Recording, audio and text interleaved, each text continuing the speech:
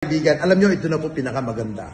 Una sa lahat, naglabas na ng warrant of arrest ang Angeles City RTC branch, na kung saan ang nilabasan po ng warrant of arrest sa kasong human trafficking, at ito po ay walang bail sa kasong ito. Ito po ay sinadating spokesperson Harry Roque, Cassandra Ong, at mga iba pang mga kasama po nila. Ngayon, dito, noong mga nakaraan, puro pag-iingay, puro pagkuda, at mga walang kakwenta-kwenta na paghamon sa ating gobyerno ang mga pinagsasabi ni dating spokesperson Harry Roque.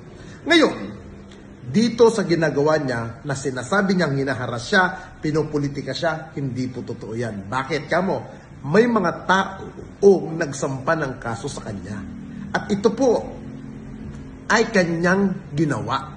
Ngayon, kung talagang wala kang kasalanan, wala kang ginawang kabalbalan, bakit hindi mo harapin? Bakit nagtatago ka dyan? Ang sabi nga ni dating spokesperson, Salpanelo, hindi ka ginigipit, hindi ka hinaharas. Ikaw ang may gawa ng mga kasalanan mo at problemang hinaharap mo ngayon. Yan ay kapartidi nyo po mismo. Si Salpanelo at ikaw, Harry Roque, ay pareho kayong nasa Duterte camp. Aminado si Salpanelo na kasalanan mo. Ngayon, trabaho ng ating kapulisan na tugisin kayo. At ako'y naniniwala, kahit saan ka magtago, maaabot ka at mahuhuli ka ng ating mga otoridad. Ang sabi nga, abogado ka pa naman. Pero mukhang hindi ka nababagay sa pagiging abogado. Dapat harapin mo. Ipakita mo ang tapang mo.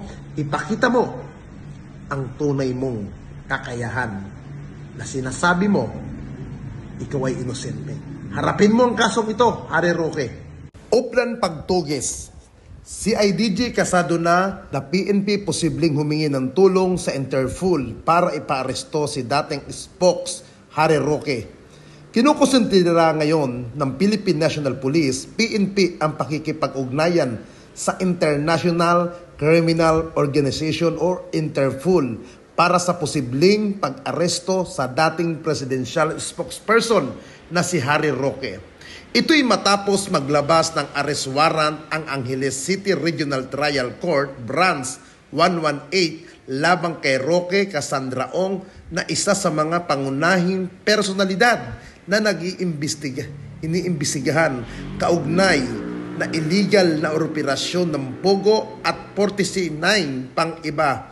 Sila ay nahaharap sa kasong paglabag sa Republic Act 9208 o Anti-Trafficking in Person Act of 2003. Kaugnay ng raid sa isang Pogo sa hub sa Porac, Pampanga.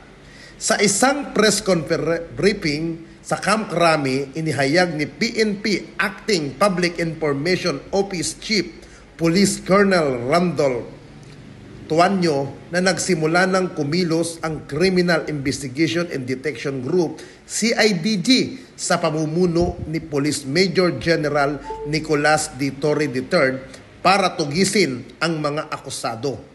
Ayon kay Police Tuanyo, nakapwesto na ang mga tracker team upang isa-isang dakpin ang pinangangalanan sa warrant ng matanungin kung nakikipagtulungan ang PNP sa Interpol.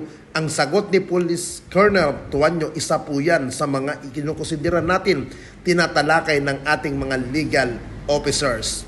Patuloy ang pag-usad ng investigasyon sa kaso habang inaasahan maglalabas pa ng mga detalye ang mga otoridad sa mga susunod na araw.